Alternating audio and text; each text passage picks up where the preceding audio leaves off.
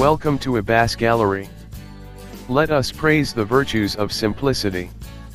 There's nothing tricky, complex, or leading edge about the Jeep Compass in its bargain-priced sport trim. It is straightforward engineering in a bare box, unpretentious at a time when pretense is the only thing some crossovers have going for them. It's not luxurious and won't readily scramble across Moab's rocks. The level of refinement is, well, modest. It's also not full of technology that will age rapidly and fail suddenly. This one didn't even have an automatic transmission. But it's surprisingly not that unpleasant, even in make that, particularly in this low-end, no-frills, DIY shifting sport form. It's not quick, either. But hey, it costs only about a quarter of what a Grand Cherokee Trackhawk does. The original Compass wore out its welcome within minutes of its debut as a 2007 model. It was crude, nasty handling, dog slow, and awkward looking. The name says Jeep, we summarized after our first encounter with the Compass, but the vibe says cheap. It was easy to hate on both the continuously variable automatic transmission, CVT, and the tire noise. At times the booming tire roar made the Compass no quieter than the cargo hold of a 747, we wrote, as if we regularly flew in a 747's cargo hold.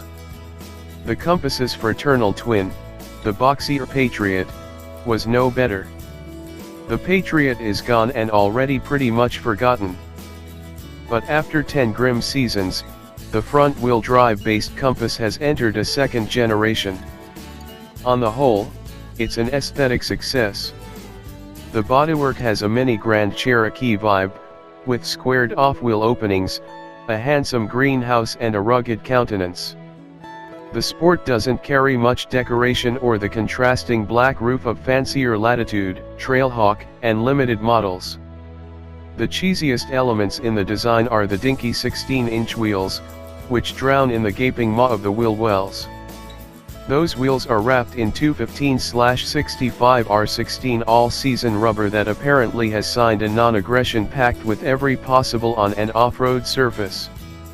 Second on the cheese plate are the 7 decorative plastic pieces up front simulating the Compass's grille. They're solid, so they allow no airflow and serve no purpose beyond stylistically connecting to other Jeeps with functional 7-slot grilles. In fact, the Compass is a bottom breather that takes in all its engine cooling air through openings in the lower front bumper cover. Under the skin, the new Compass is a slightly larger version of the subcompact Renegade. Which means there's also plenty of Fiat 500X in this vehicle's soul and not much in the way of innovation. It's a conventional unibody, albeit with struts at every corner. In 4x4 versions, like this test vehicle, the rear suspension and differential are carried on a rubber-isolated steel subframe.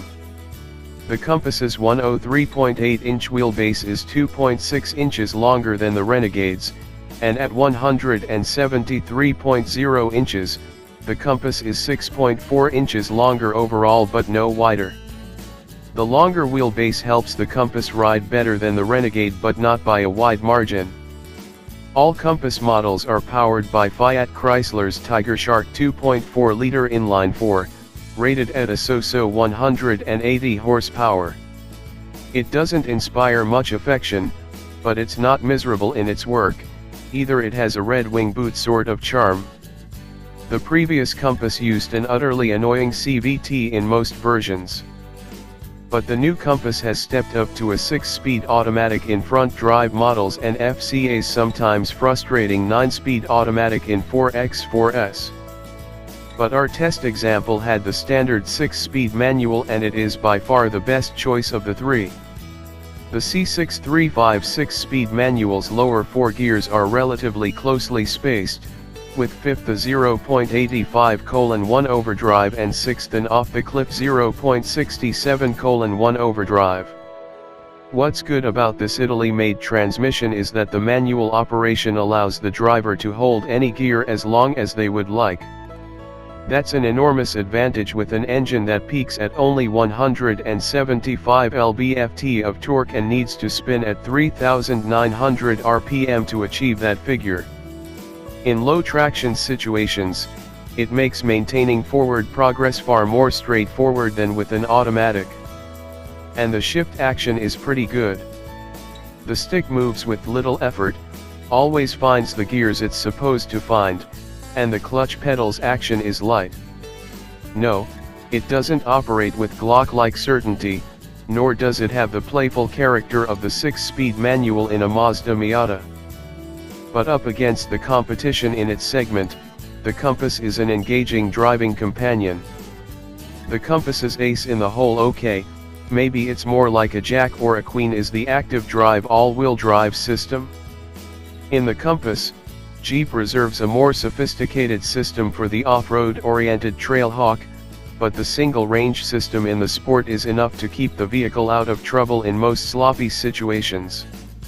And when things get truly goofy, various programs optimized for driving in snow, sand, or mud can be selected.